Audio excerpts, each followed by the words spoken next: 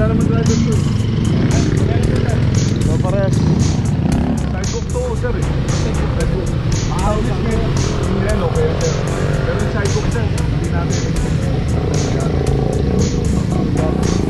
So kasi Sir, tanong ko lang, tama ba ang parada niya sir? Tanong ko lang po. di pasok naman po siya sir. Hindi naman po nakalabas sir. Sidewalk nga ito. Tapos sir, saglit naman po ito sir. Diba kuya may motor? Dapat sir yung motor doon, pinalipat mo rito para sa paparada, makakasagad doon. Oo, ganun saan. Wala naman tayong problema sa may binili kayo, si kinain kayo. Pero pinaradaan nyo, bawal po tayo. Sir, dapat 6 meters along from the corner. Dapat mong tayo sir. Sagad natin doon. Yung sa Wico hindi na naklam kasi Pwede mo bayaran na po ngayon? Pakawin po tayo rin sir. Pwede mo bayaran? City na lang sir. Ha? City Hall po. Pwede ba City Hall? Wala kasi nilang gisnan, ang kinagisnan nilang dati, pwede tayo magparada kung saan taan. yan ang ating team leader, Sir Mendoza. Thank you po. Sir, mabuhay ka. Mabuhay ka rin, God bless. Yes, salamat.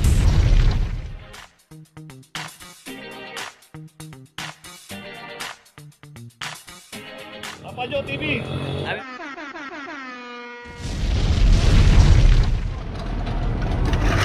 Location natin P. Margal, corner Blooming Treat. Dito na may isang Honda BRB ang naklam dito.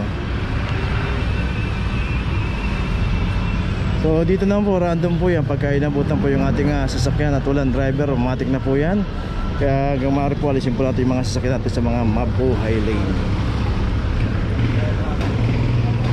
So number 2410 808 808 808. So ito yung meron pong signage yan, no parking, clamping, so mabuhay lang yan. So pag may nakita po tayo mga signage, babala po yan, warning, iwasan po natin pumarada. So yung ginagawa na ng notice itong Honda BRB, meron pa rito ata yung isang adventure, puntahan na rin natin.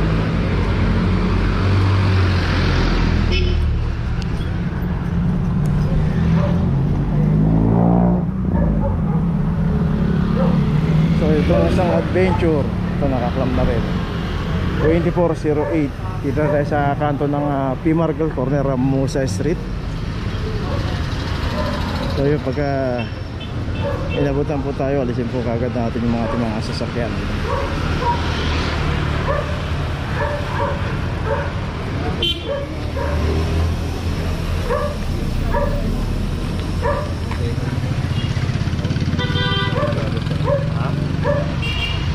So yung isang Honda BRB meron ng notice doon at wala rin dumating driver.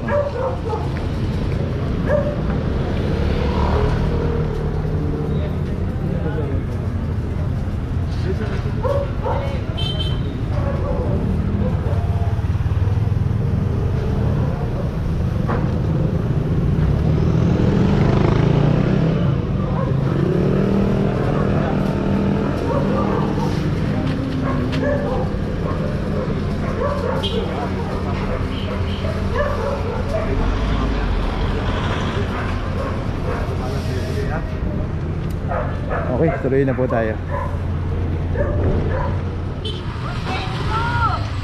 Okay, nandito ngayon tayo sa Calabas Road, corner Calabas Street. Ayun nga si Sir, nandito nga siya.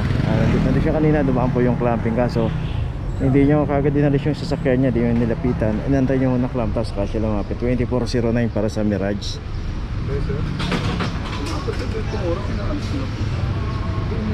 Dahil magwawasin dito sa ano eh. Tumbo. Diyan sa first street, magwawasin.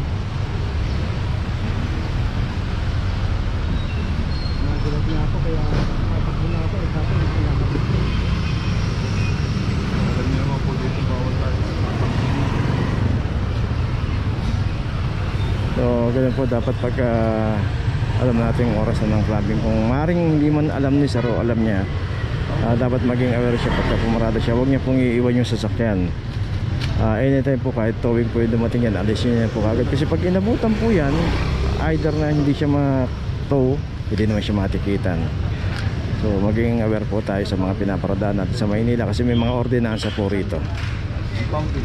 So yun, naka-share na yung notice. Para mapuntahan niya na kagad sa Central Market. Okay, so ito, meron pa pala rito sa kabila. Bili lang ng kape. Wala naman driver to eh. So pares. Okay, yung Wigo hindi pa pala nakaklamp. Pero yung jelly, Ano? yung jelly ang naklamp dito 23.25. Bumibili lang ako. Nagbabayad lang po ako ngayon. Oh ma'am, wala naman tayong problema ma'am. Nagbabayad lang ako. Sidewalk to sir eh. Sidewalk.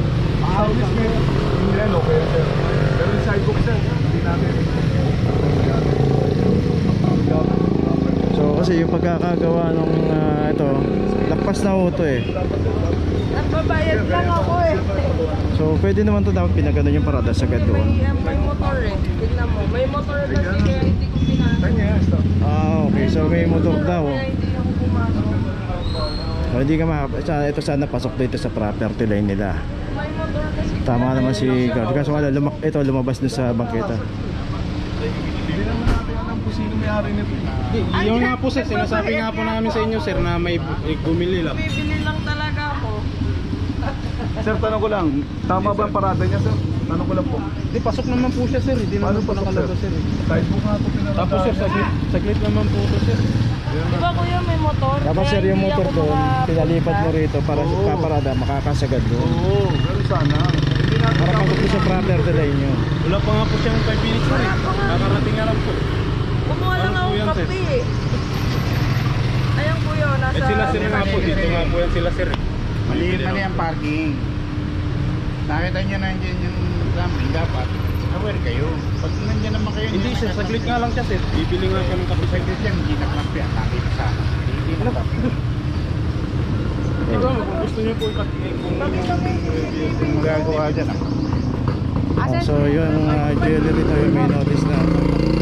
Kasi yung motor po nakatambak doon kaya hindi po makasagad yung sasakyan doon. Wala naman tayong problema sa may binili kayo, kinain kayo, pero pinaradaan nyo. Bawal po tayo.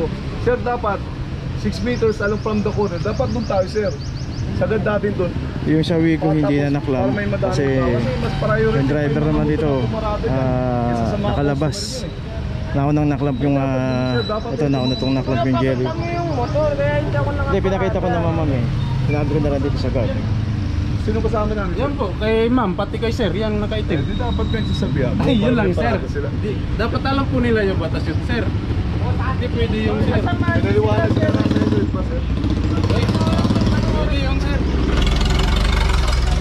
So yun lang, dapat yung motor iayos muna na yung parada para yung mga paparada sa sasakyan sa kanila makasagad doon.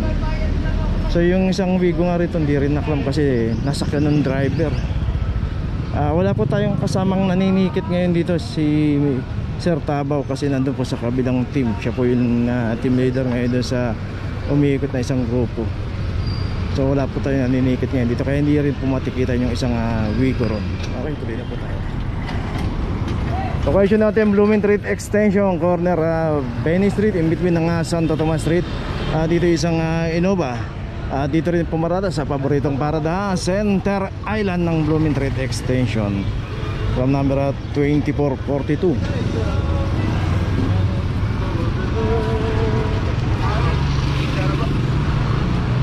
100 ba?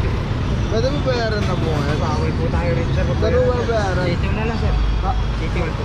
Saan mo ba City Hall? Wala rin naman siya. City Hall Maynila sir. Malilate po ako. Nalit ko gis. Okay, malilate daw. Ito yung BIOS 2334 bagong business sir. Tapos yung isang photon dito na ba na ito meron driver. So alam naman nilang bawal dito sa Center Island pero yun nga pagka meron pumaparada kasi rito naggagayahan na kaya dito pag nahuhuli sila yun, sandali lang daw aalis na. So gas-gas na yung mga ganong dahilan. So yun may notice na yung Innova. Ito lang ginagawa yung BIOS.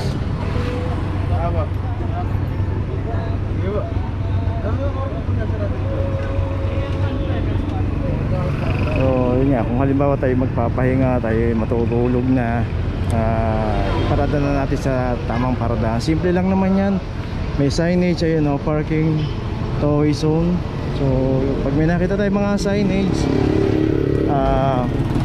okay, so nakita nga natin, no, may nagko-comment dito dahil sponsor lang daw yung mga signage. Babala po yan eh. Kaya yan sponsor ko, kaya hindi. Dinadagdagan po yung mga signages para mas maging aware yung mga tao. May notice na. Kasi minsan sasabihin na walang signage eh, kasi ilan lang yung mga signages. So para makita nila na mayroong mga signages doon sa bawat area, lalo sa Magbuhay din, tinatagdag ko ng signages siya. Okay, tuloy na po tayo. Location natin, Blooming Street Extension, corner Marquito Street. At dito isang Honda Civic. At dito rin pumarada ulit sa paboritong paradahan, Center Island ng Blooming Street Extension. 2328. Awal po talaga kabila. Alin po? May driver po. Hindi yung nakapark na chicken.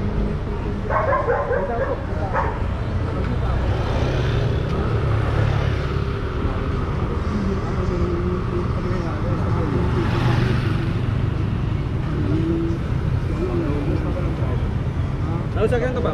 Honda Civic.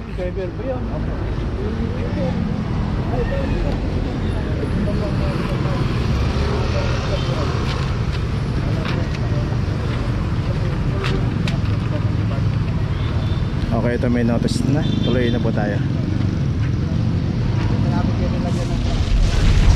Okay, dito na ngayon tayo sa opisina ng clamping, sa impounding dito sa Central.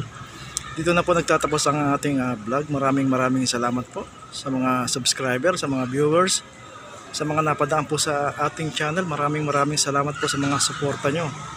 Sa mga hindi pa po nakakapag-subscribe, subscribe na po tayo mga kabayan.